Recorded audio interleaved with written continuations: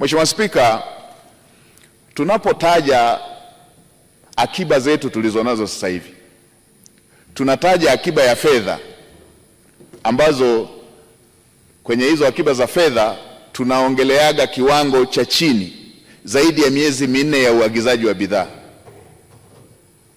ambapo sasa nadhani tuna zaidi ya miezi 5.7 ya uagizaji wa bidhaa. Katika uongozi wa Daktari Samia Suluhu Hassan tuliongeza wigo wa kutaja akiba tulizonazo. Sasa hivi tunataja pia akiba ya chakula tulichonacho.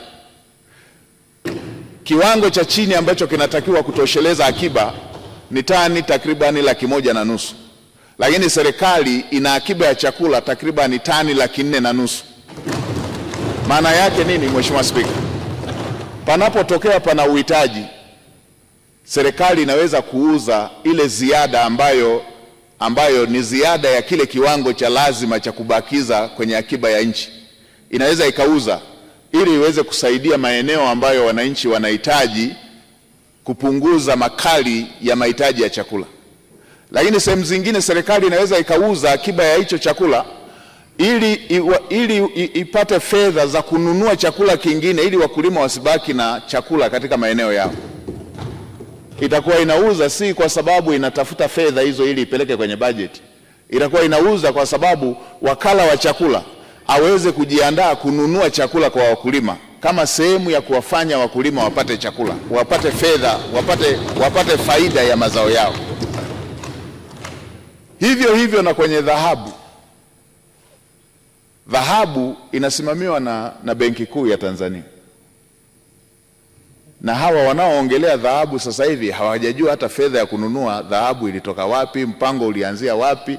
Wao wanaenda kwenye tetesi tu, dhahabu.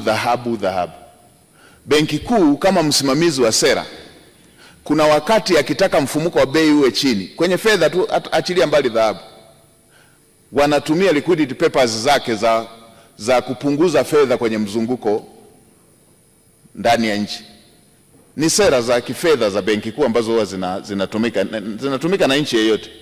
Lakini katika muda ambapo wanataka fedha ziende nyingi kwenye mzunguko, wanatumia pia sera hizo za kifedha ambazo zinaruhusu fedha ziende nyingi kwenye mzunguko wa fedha.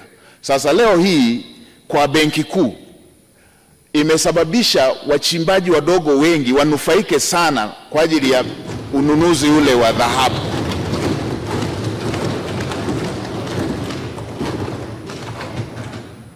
Na kama nchi, mpango ule ambao dira yake imetolewa na Daktari Samia Suluhu Hassan, tunataka tuendelee na jambo hili la kununua dhahabu, hata iwe nyingi mpaka tulingane na mataifa mengine ambayo yalishanunua dhahabu nyingi.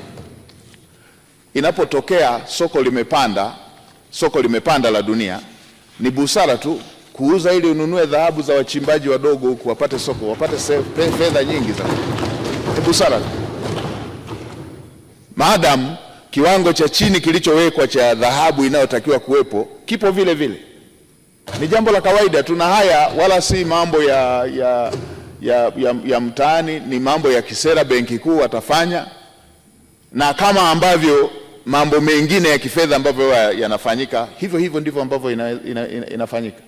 Na haya ya utekelezaji wa miradi, tusije tukatembea na kauli za wale wasioitakia mema nchi yetu, kwamba wao wanadhani kwamba nchi haina fedha, inataka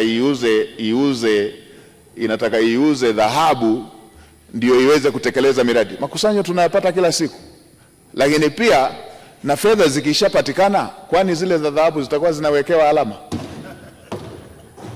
kwamba hizi ni za dhahabu?